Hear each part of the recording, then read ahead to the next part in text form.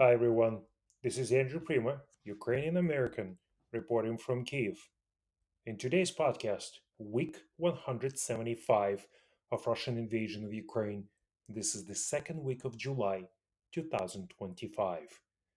In today's podcast, Russia beat its own record by launching 728 drones and rockets on Ukraine in one night. And we're going to talk about its time has come to send more weapons to Ukraine. Trump agreed, but not at the cost of American taxpayers. So on July 9th, at least one person has been killed after Russia launched its largest drone attack on Ukraine since the start of its invasion in February 2022. Just few hours after US President Donald Trump pledged more military support for Kiev and accused the Russian dictator Putin of throwing bullshit over peace talks. The massive aerial assault involved 728 drones and 13 missiles. Ukraine's Air Force said that it had a chance to shut down most of them. The previous record had 539 drones was launched on Ukraine on July 4th, and it was just a few days earlier. But that the recent attack beat all the records. One civilian, unfortunately, in the western Ukraine district of Khmelnytsky, suffered fatal injuries from debris from the Shahid drones. Local authorities said this is a telling attack, and it comes exactly at a time when many efforts have been made to achieve peace, to establish a ceasefire, and yet only Russia continues to reject them all, said the president of Ukraine, Volodymyr Zelensky.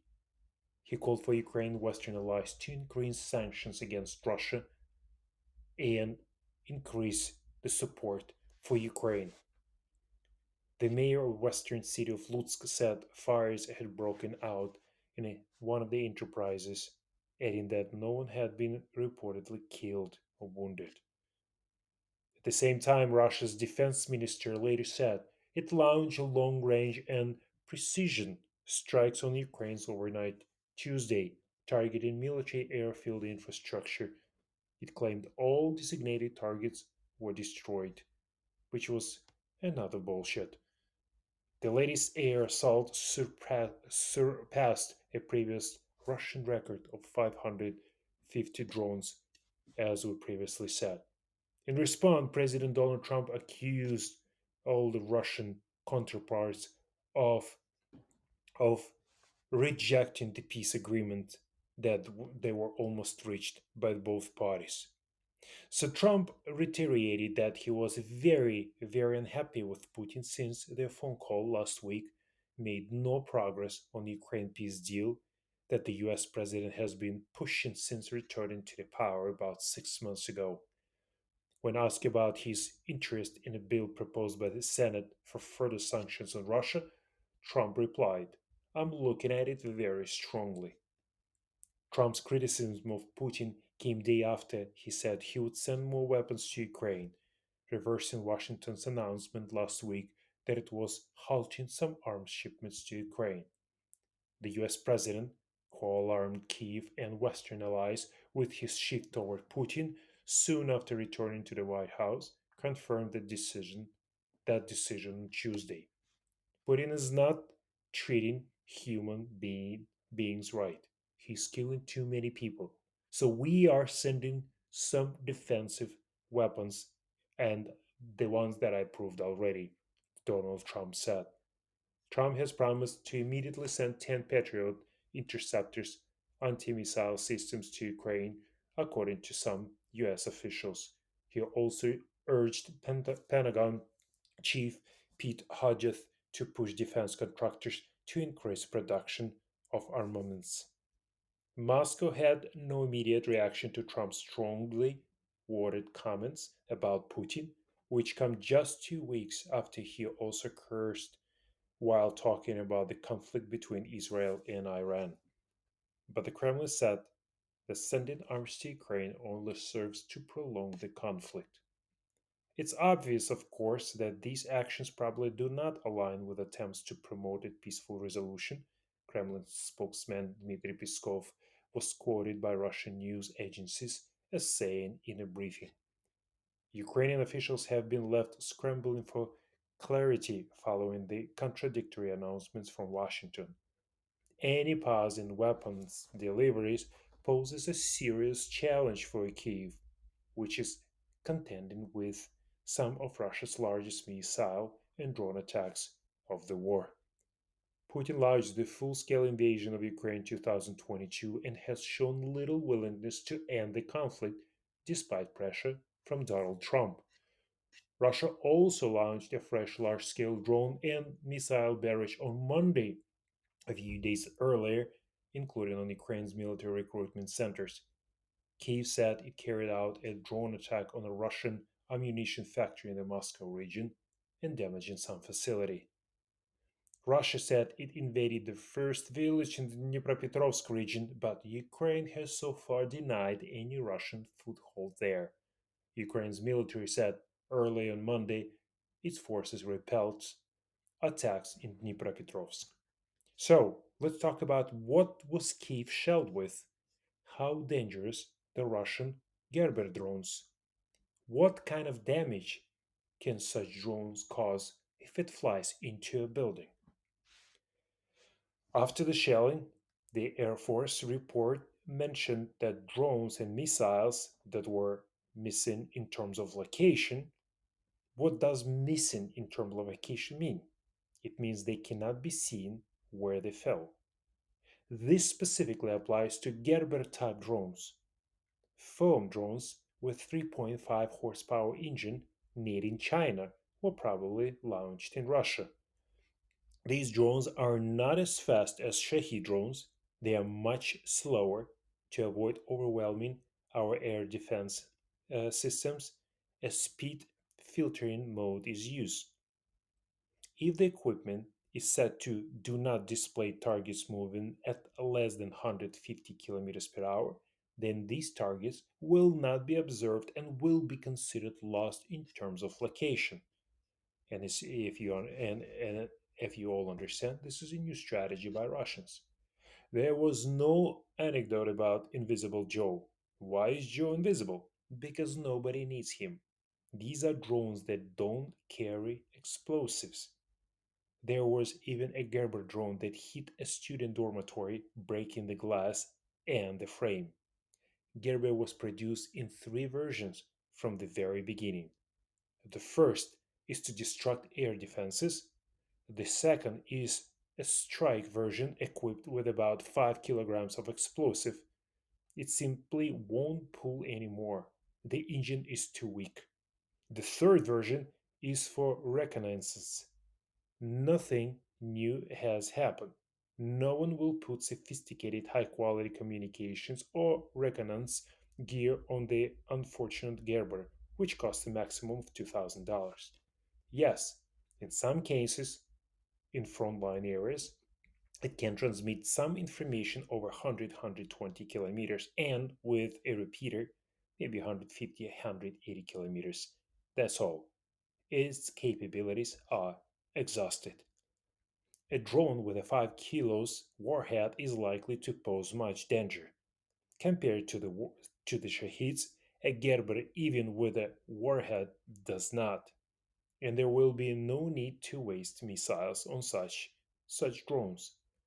If there are 500 drones flying, for example, with 200 of them being Gerbers, it's much easier to miss all the Gerbers drones. You don't know which ones have warheads and which one don't. But if you use air defense systems on all 200 Gerber drones, it turns out that the Russians have achieved their goal. It means the goal to totally exhaust our air defense forces. And if you remember, the rockets cost hundreds of $1,000s. However, the threat from Gerbers is greatly exaggerated. In reality, it's minimal. But you understand the goal to exhaust limited weapon supplies to Ukraine. What kind of destruction could such a drone cause if it flies into a room? A 155 mm shell contains about 12 kilograms of explosive. 5 kilograms of explosive is what a light artillery shell holds. In any case, a reconnaissance Gerber or fake target drones, as we call, wherever it lands, you don't need to touch it. That's a general rule. Don't approach, call a specialist. And what can such a Gerber do? It contains simple explosive. It can destroy a room or even an apartment. The explosion might cause a fire, but it won't cause damage comparable to a Shahid drone.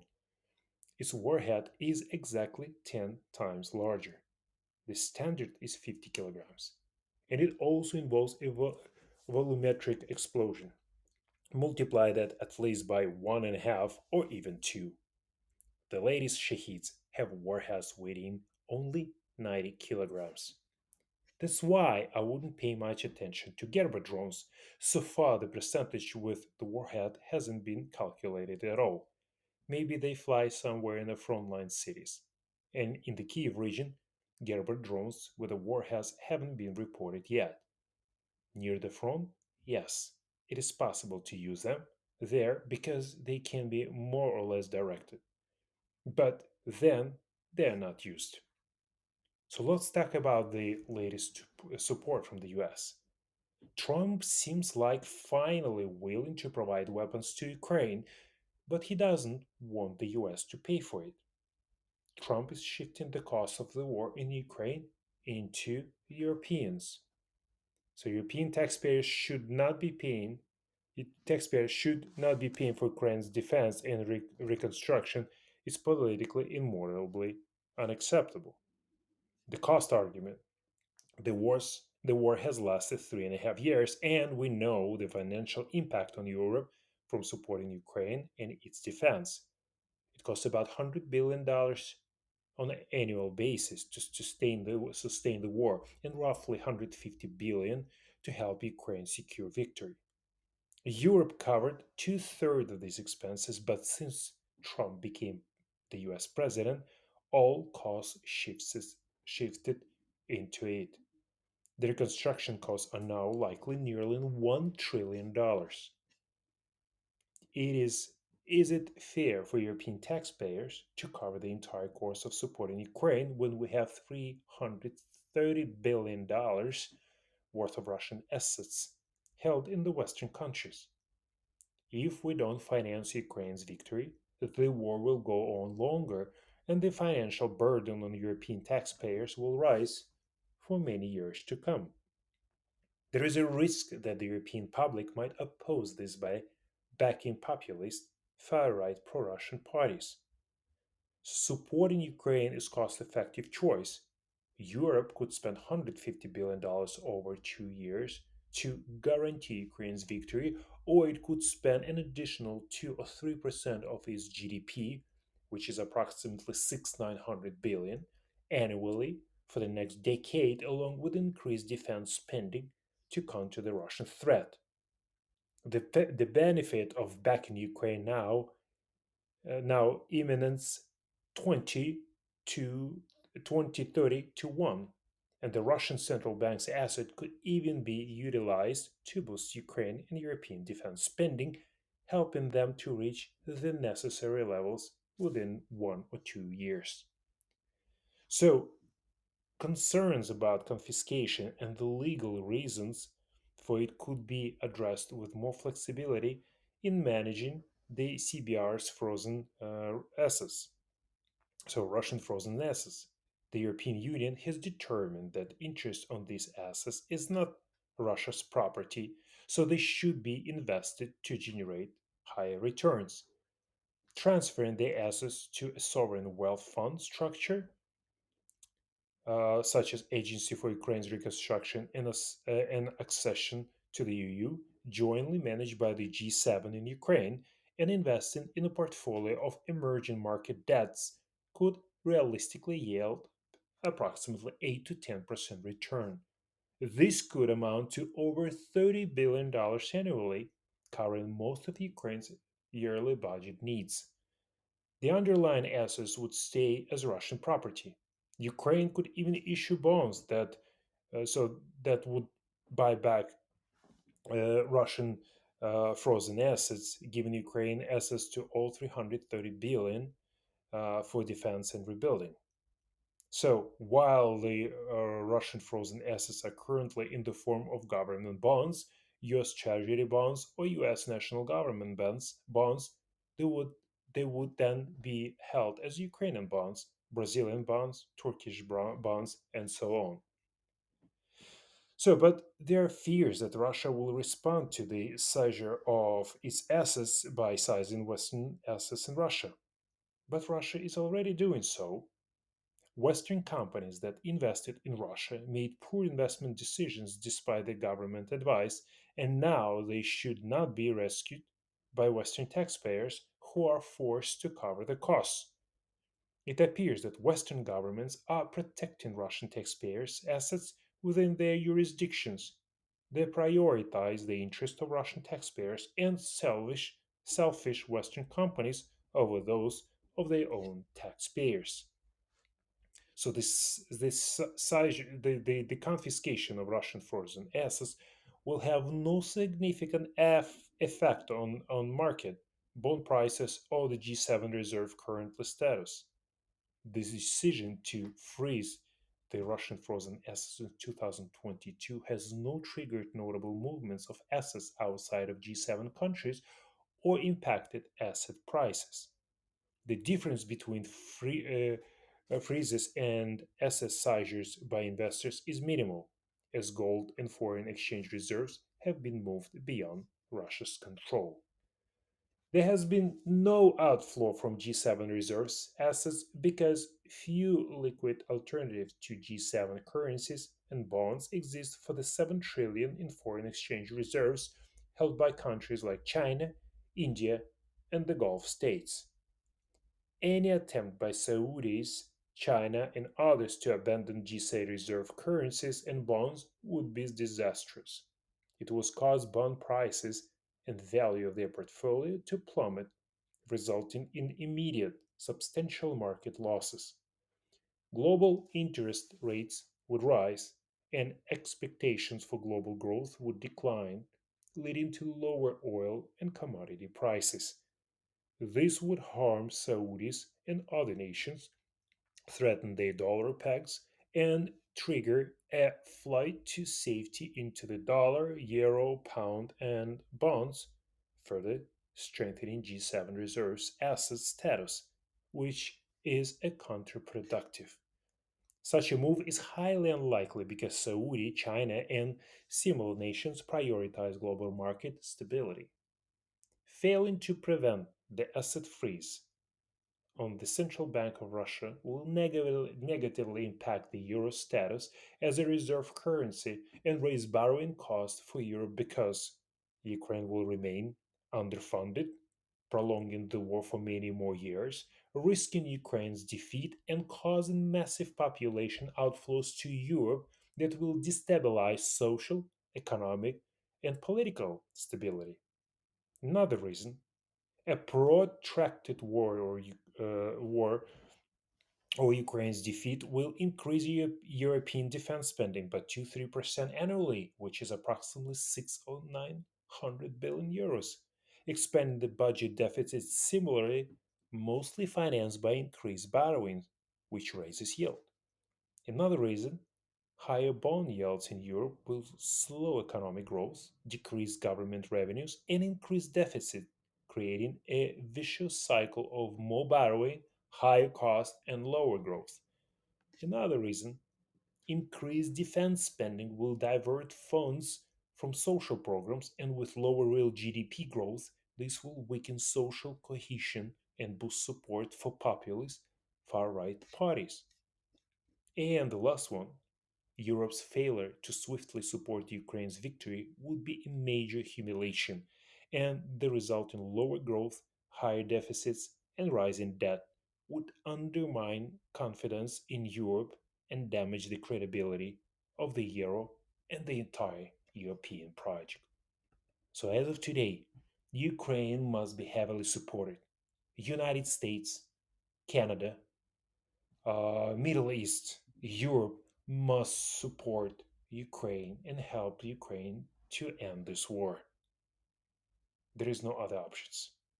There is no other alternative to keep this continent in peace. Thank you for listening.